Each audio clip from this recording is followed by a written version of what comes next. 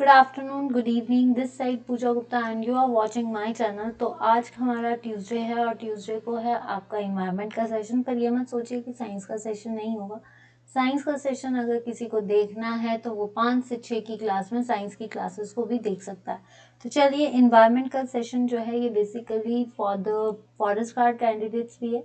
इसको हर कोई देख सकता है क्योंकि इन्वायरमेंट में जो भी क्वेश्चंस पूछे जाते हैं वो साइंस में भी पूछे जाते हैं। तो प्लीज़ वीडियो देखने से पहले चैनल को लाइक कीजिए, शेयर कीजिए एंड जितना हो सकता है, कई बार ऐसा लगता है वीडियो आप शेयर कीजिए ताकि जब आप देखें तो पता चले कि स्टूडेंट्स आते हैं और उनको ये चीज़ें अप्रिशिएशन मतलब उनको लग रहा है कि कंटेंट अच्छा है या फिर कोई भी फीडबैक हो आप दे सकते हो। चलिए शुरू करते हैं। आपका फर्स्ट क्वेश्चन है, पहला क्वेश्चन आपका है, The provision for the environmental protection in the constitution were mad नहीं है, ये made।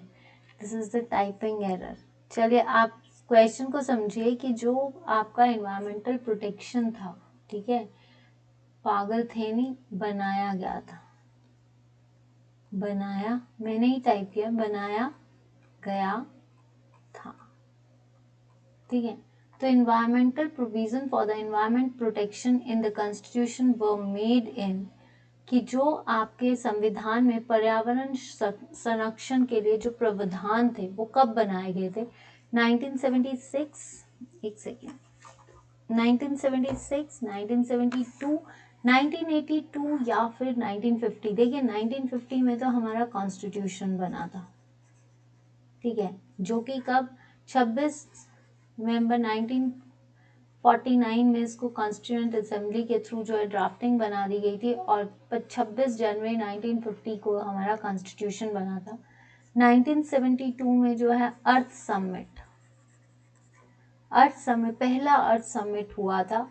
कहाँ पे हुआ था? 1972 में, जिसको बोलते हैं स्टॉकहोम, ठीक है, इसको क्या बोलते हैं हम? स्टॉकहोम। इसका दूसरा नाम एक और आता है, एजेंडा 21, इसका एजेंडा 21। तो ये भी कैंसिल, ये भी कैंसिल। 1982 में जो हुआ था ये रियो डी जेनेरियो में हुआ था अर्थ समिट, तो ये भी कैंसिल। फिर उसके बाद 2002 में हुआ। देन उसके बाद आपका 1976, ये क्या है कि ये जो प्रोविजन है ये 42 अमेंडमेंट, आपकी जो मिनी कॉन्स्टिट्यूशन है ना, 42 अमेंडमेंट 1976 में हुआ था ये प्रोविजन, जिसमें 2 आर्टिकल्स 48A और 51A, ये 2 आर्टिकल्स को इंट्रोड्यूस किया गया था, ठीक है। तो answer is 1976। The provision of the environmental protection in the constitution were made under environmental protection, यानी संविधान में पर्यावरण संरक्षण के प्रावधानों के तहत क्या किया गया है? 5A जो है वो सिटीजनशिप को देखता है। 21A, this is the protection, this is the आपका पर्सनल लाइफ और लिबर्टी के लिए है। 21 आर्टिकल पर्सनल लाइफ को देखता है। 27B नहीं, this is the tax paying के लिए है, ठीक है। तो answer is 48A and 51A। ये क्या कहता है? 48 आर्टिकल जो है वो कहता है कि हर किसी को जो है, मतलब हर स्टेट जो है वो अपने एनवायरनमेंट को सिक्योर करे। एंड 51 आर्टिकल ए बताता है it's the duty to protect every citizen, it's the duty of every citizen to protect our environment. तो आपको पता है 51A आर्टिकल क्या है? ड्यूटी, फंडामेंटल ड्यूटी है। तो फंडामेंटल ड्यूटी में हमारी क्या आती है कि हमारे फर्ज बनता है कि हम अपने एनवायरनमेंट यानी पर्यावरण की सुरक्षा के लिए कुछ करें। और हर स्टेट, 48A आर्टिकल कहता है कि हर स्टेट जो है वो अपने एनवायरनमेंट को बचाने के लिए तत्पर है। तो ये 48 और ये किस अमेंडमेंट में बने थे? अभी हमने किया 42 amendment 1976। These questions are important. ये इन्वायरमेंटल साइंस का कोई बच्चा होगा उसके लिए भी इम्पॉर्टेंट है।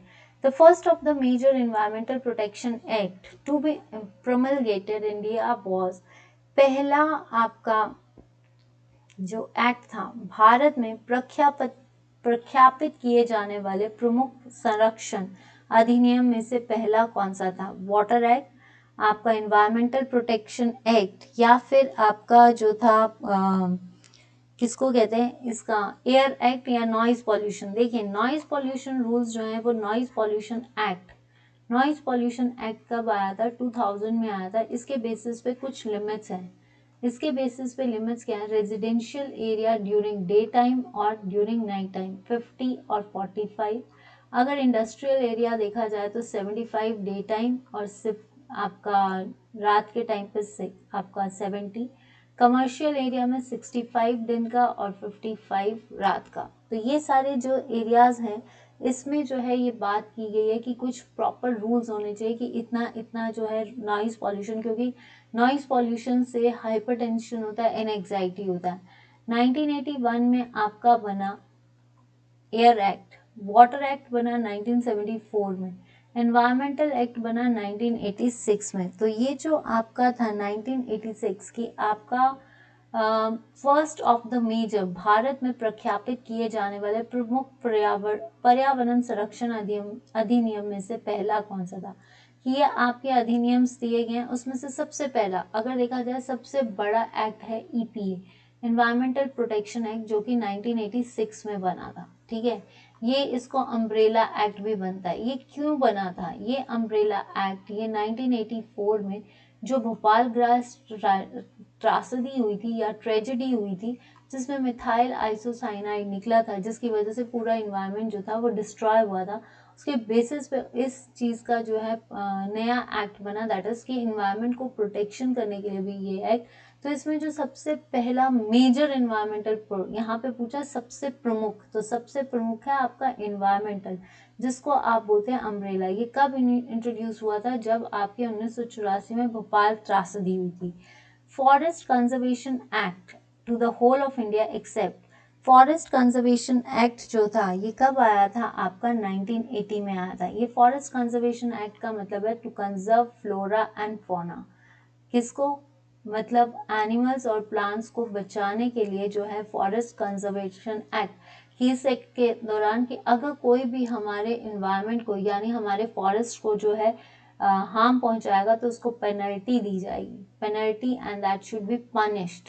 ठीक है, अगर उसने रूल्स के खिलाफ चला तो उसको जो है आपका पेनल्टी 15 दिन की पेनल्टी दी जाएगी। तो देखिए कौन कौन सी स्टेट्स थी जहाँ पे फॉरेस्ट एक्ट आया था, उत्तर प्रदेश भी आई थी, कर्नाटका भी आई थी, हरियाणा, इन सब में जो था फॉरेस्ट कंजर्वेशन एक्ट था। सिर्फ एक जम्मू एंड कश्मीर थी जिसमें फॉरेस्ट कंजर्वेशन एक्ट नहीं था, क्योंकि उस टाइम पे जम्मू जो था दैट कम्स अंडर 370 आर्टिकल। अब जो है आपको पता है कि 2019 में Jammu and Kashmir and Ladakh become the union territories and become the part of totally India, और 370 धारा जो है वो खत्म कर दी गई है।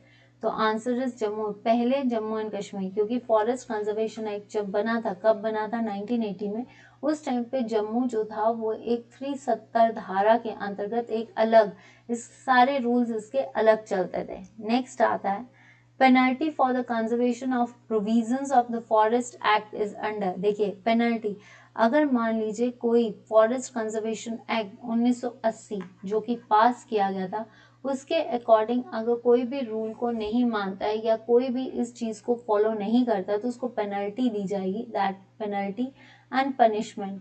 अब पेनल्टी जो है वो मैक्सिमम 15 डेज और उसके बाद भी एक्सटेंड की जाती है। तो इसकी जो पेनल्टी है वो आएगी सेक्शन 3A पे, 12 नहीं, 4A नहीं, 8A नहीं। ठीक है, chlorofluorocarbon release a chemical formula to ozone, chlorofluoro CFCs जो हैं वो केमिकल फॉर्मूला रिलीज करते हैं। ठीक है, क्या too harmful to the ozone. CFCs आपको पता है क्लोरोफ्लोरोकार्बन जो है वो सबसे ज्यादा हार्मफुल है ओजोन के लिए। तो इसमें से कौन सी सबसे ज्यादा चीज जो है उसको टॉक्सिक करती है, दैट इज कॉल्ड क्लोरीन। उसको क्या टॉक्सिक करता है, chlorine. Answer is chlorine. Sulphur dioxide fossil fuel से निकलता है, सल्फर डाइऑक्साइड फॉसिल फ्यूल से निकलता है आपका। फ्लोरीन ये सारी डेंटल प्रॉब्लम, डेंटल फ्लोरोसिस करता है अगर इसकी कंसंट्रेशन बढ़ जाए। ठीक है, नाइट्रोजन परऑक्साइड नहीं, आंसर इज क्लोरोफ्लोरोकार्बन्स। जब आपकी क्लोरीन ऑक्सीजन एटम के साथ टूटती है यानी ओजोन के साथ, तो एक तो ऑक्सीजन एटम निकलता है और जो आपका नेसेंट ऑक्सीजन होता है वो सबसे ज्यादा हार्मफुल होता है क्लोरीन के साथ। The first CFC was synthesised in, देखिए सब पहला CFC, अगर हम इसमें बात करें कि पहले CFC सबसे पहले कहाँ निकले थे, तो पहले CFC जो थे ये इसको सिंथेसाइज किया था फ्रेडरिक स्वार्ट ने, फ्रेडरिक स्वार्ट ने। ठीक है, वो किया था आपका कब 1919 में, ठीक है। उसके बाद जो आपका फ्रेडरिक सॉर्ट, फिर आया थॉमस मिगले। थॉमस मिगले ने 1920 में जो है इसका फॉर्मूला दिया था, ठीक है। इसका फॉर्मूला जो था CFCs का किसने दिया था? थॉमस मिगले ने दिया था। फ्रेडरिक सॉर्ट ने जो है इसकी सिंथेसिस की थी। तो सिंथेसिस देखिए, अब यहाँ पे 1892 तो नहीं है, ठीक है, 1980 भी नहीं है, 18। तो इसका जो है अगर सिंथेसाइज्ड बोला है तो फर्स्ट CFC कब सिंथेसाइज्ड हुआ था? 1890 में। किसने किया था? फ्रेडरिक स्वॉर्ट ने किया था। और 1920 में उसका फॉर्मूला सिंथेसाइज्ड हुआ था। अगर फॉर्मूला सिंथेसाइज्ड हुआ तो थॉमस मिगले ने, तो आंसर ये होगा। लेकिन यहाँ पे सिंथेसिस की बात की गई तो 1892, क्योंकि 90 तो है नहीं, तो आपके अप्रोक्सीमेटली क्या आएगा? 1892, क्योंकि सिंथेसिस की बात की है जो पहला। और अब जो है ये जो CFCs हैं वो कौन से यूज करते हैं? रेफ्रिजरेंट्स में यूज करते हैं। और ये जो रेफ्रिजरेंट है उसमें सबसे इम्पोर्टेंट CA कौन सा है आपका? 134A। इनको हम फ्रियॉन्स भी बोलते हैं, इनको हम फ्रियॉन्स भी बोलते हैं। Nitrogen oxide hydrocarbons release by the automobiles interact to form, जो नाइट्रोजन, देखिए नाइट्रोजन ऑक्साइड और हाइड्रोकार्बन आपको जब भी ये ऑटोमोबाइल से निकलते हैं तो ये इन्वायरमेंट में जब एक्ट करते हैं तो क्या बनाते हैं? Sulphur dioxide? नहीं, ये फॉसिल से निकलते हैं। कार्बन मोनोऑक्साइड ये आपकी इनकम्प्लीट बर्निंग और ऑटोज वगैरह से निकलते हैं। Aerosols, these are the droplets which are found in the form of solid and liquid droplets होते हैं जो हमारे इन्वायरमेंट को अफेक्ट करते हैं। तो ये नहीं है, आंसर इज पैन। पैन जो है पर ऑक्सी नाइट्राइल, पर ऑक्सी एसिटाइल नाइट्राइट, ये जो है ये बनाता है आपका। इसकी वजह से ये नाइट्रोजन ऑक्साइड और हाइड्रोकार्बन्स जब कंबाइन करते हैं तो ये पर ऑक्सी एसिटाइल नाइट्रेट बनाते हैं, जो कि एक फ्यूमिगेटिंग एजेंट है जो सबसे ज्यादा इरिटेशंस करता है, ठीक है। तो पैन की फुल फॉर्म भी पूछी जाती है, तो पैन की फुल फॉर्म है पर oxy nitrile acetate. Ozone layer thickness is measured in, देखिए ओजोन की थिकनेस, ओजोन लेयर कहाँ पे होती है? ओजोन का फॉर्मूला क्या होता है? O3। अगर ओजोन देखी जाए तो इसकी थिकनेस पूछी गई है, तो थिकनेस किस में मेजर करते हैं? डॉप्सन यूनिट में। किस में मेजर करते हैं? Dobson unit. ऑक्सीजन ओजोन सबसे ज्यादा कहाँ पे होती है? स्ट्रेटोस्फेयर में। जो स्ट्रेटोस्फेयर में ओजोन होती है वो टेम्परेचर को इंक्रीज करती है, ठीक है। जो आपकी ट्रोपोस्फेरिक ओजोन होती है दैट इज पॉल्यूटेंट, जो आपका पॉल्यूटेंट है प्राइमरी पॉल्यूटेंट, उसमें ये भी आती है दैट इज ओजोन ट्रोपोस्फेयर में, दैट इज 10%। बाकी जो है 16 to 34% जो है वो कहाँ पे है? 50% वो स्ट्रेटोस्फेयर में। और ये किससे बचाती है? यूवी रे से। Increasing skin cancer and high mutation results, बढ़ती त्वचा कैंसर और जो भी आपका म्यूटेशन होता है, चेंजेस इन द जीन्स में एकदम से चेंज आना, वो क्या होता है? कार्बन मोनोऑक्साइड पॉल्यूशन, ये ऑटोमोबाइल से निकलता है। एसिड रेन, नाइट्रिक ऑक्साइड या फिर H2SO4 की वजह से होती है, ठीक है। तो आंसर इज ओजोन डिप्लीशन। जब स्किन कैंसर क्यों होगा? क्योंकि हमारे सेल्स के अंदर होता है मेलानोमा पिगमेंट, ये मेलानोमा पिगमेंट के साथ कंबाइन करेगा जिससे जो है स्टेग्नेशन आएगी, हमारी स्किन डैमेज हो जाएगी। तो क्या होता है? Ozone depletion. इसके लिए प्रोटोकॉल बना था मॉन्ट्रियल प्रोटोकॉल, ठीक है। नेक्स्ट आता है आपका द ओजोन होल। जो ओजोन होल है ये सबसे पहले कहाँ पे देखा गया है? अंटार्कटिका में। कहाँ पे देखा गया है? अंटार्कटिका, ठीक है। अंटार्कटिका में देखा गया है 1985 में। फरमान और इसकी टीम, फरमान एट ऑल, ठीक है, इन्होंने देखा है।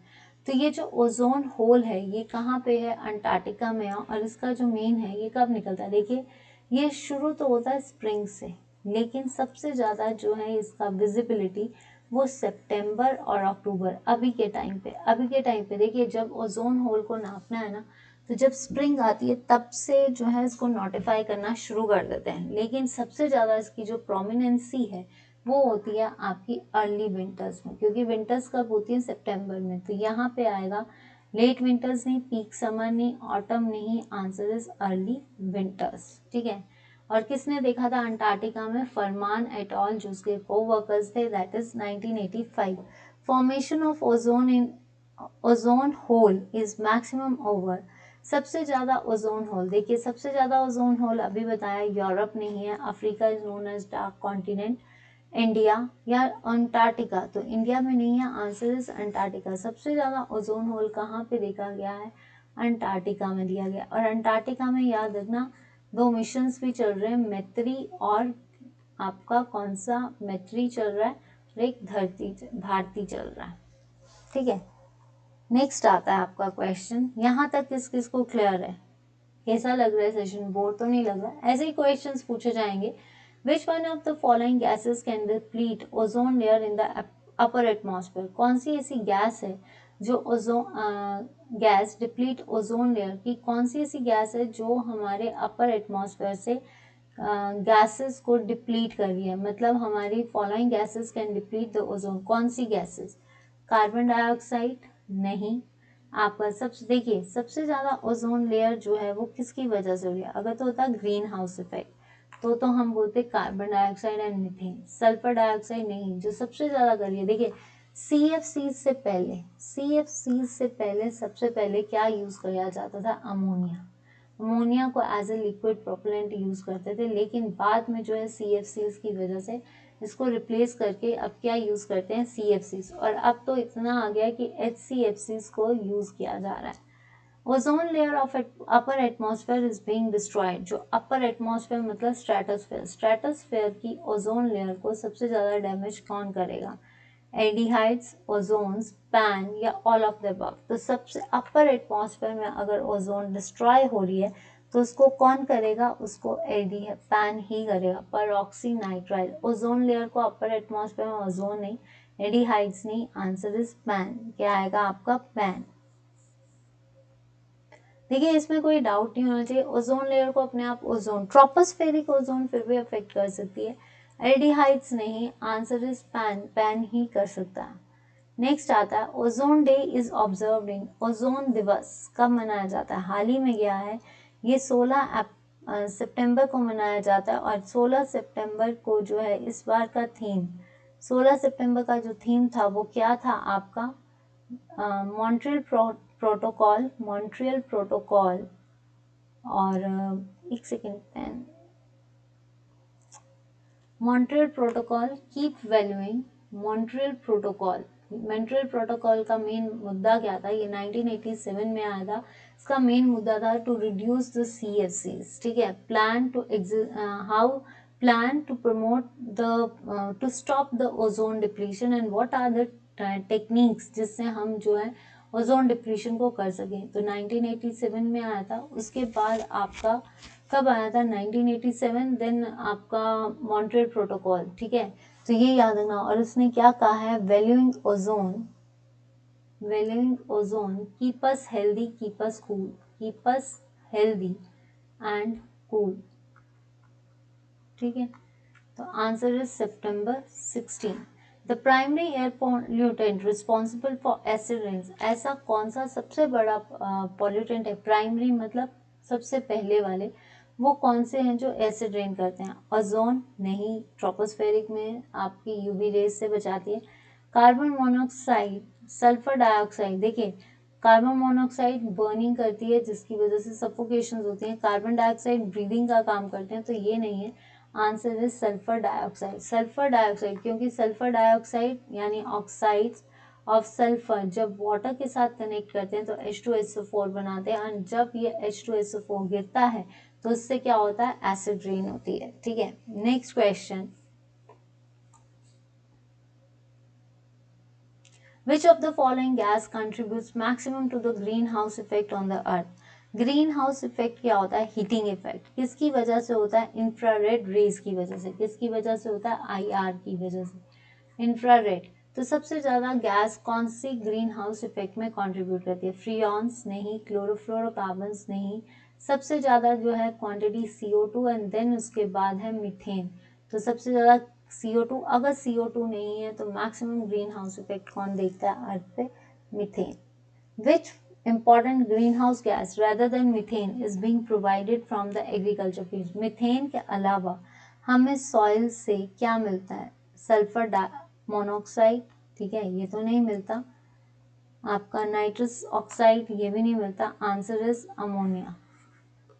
आंसर इज अमोनिया की एग्रीकल्चर फील्ड्स में सबसे ज़्यादा जो other than methane is being provided, तो अगर अमोनिया देखें या आपका जैसे इसमें सबसे ज़्यादा जो है कि कृषि क्षेत्र में मीथेन के अलावा कौन सी महत्वपूर्ण ग्रीन हाउस गैस प्रदान की जा रही है, तो ऑब्वियसली सल्फर डाइऑक्साइड। देखिए अगर तो यहाँ SO है, एग्रीकल्चर फील्ड्स में अगर X लगा होता तो इसका मतलब ऑक्साइड्स ऑफ सल्फर, और oxides of sulphur are the primary pollutants. क्या है ये? प्राइमरी। सल्फर ऑक्साइड अकेला नहीं है, तब आपका आंसर आना था कि ग्रीन हाउस मीथेन के अलावा एग्रीकल्चर फील्ड से कौन सी, फ्रॉम एग्रीकल्चर फील्ड, तब आपका अमोनिया सबसे ज्यादा क्या निकलता है? अमोनिया। वैसे मैं आपको बता रही हूँ अगर अमोनिया नाइट्रस, अमोनिया नहीं दी गई होगी, नाइट्रस ऑक्साइड और सल्फर डाइऑक्साइड दी होगी, तो सल्फर डाइऑक्साइड और नाइट्रस ऑक्साइड भी ग्रीन हाउस इफेक्ट करता है, और सल्फर डाइऑक्साइड भी जो है ये ऑक्साइड्स ऑफ सल्फर और ये ऑक्साइड्स ऑफ नाइट्रोजन, ये दोनों जो है हमारे ग्रीन हाउस इफेक्ट करते हैं।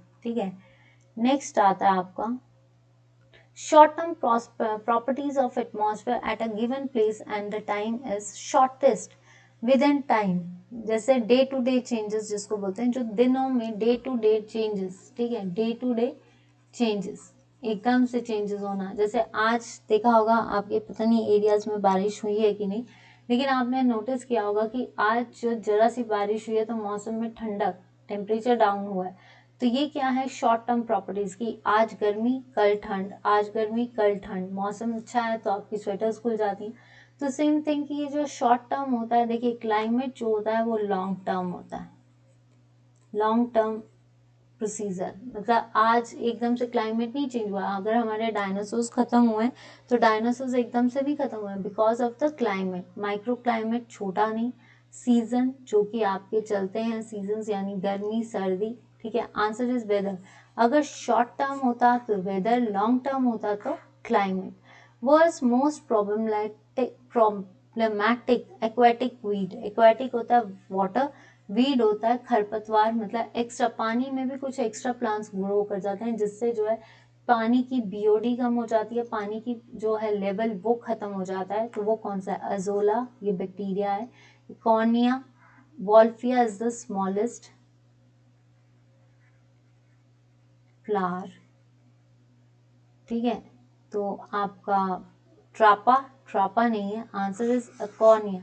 इकोनिया जो है ये सबसे ज़्यादा प्रॉब्लमेटिक वीड है, क्योंकि ये एकदम से एक्सटेंड करती है और क्या करता है, पूरे पानी को कवर कर जाती है। आपने देखा होगा कई बार पानी के ऊपर आपने देखा होगा पत्ते इस तरह से लगे हैं, ऐसा लगता है कि घास लगा है या कुछ, उसके नीचे क्या होता है? पानी।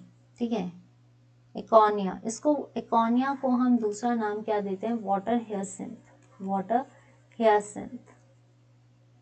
ठीक है, तो ये थे आपके आज के क्वेश्चंस। आई होप कि आपको सेशन अच्छा लगा है। अगर सेशन अच्छा लगा है तो please students like share and subscribe the channel. On Facebook page Pooja Gupta को फॉलो कीजिए, on YouTube it's Pooja Gupta, on Telegram it's Pooja Gupta let's learn with me.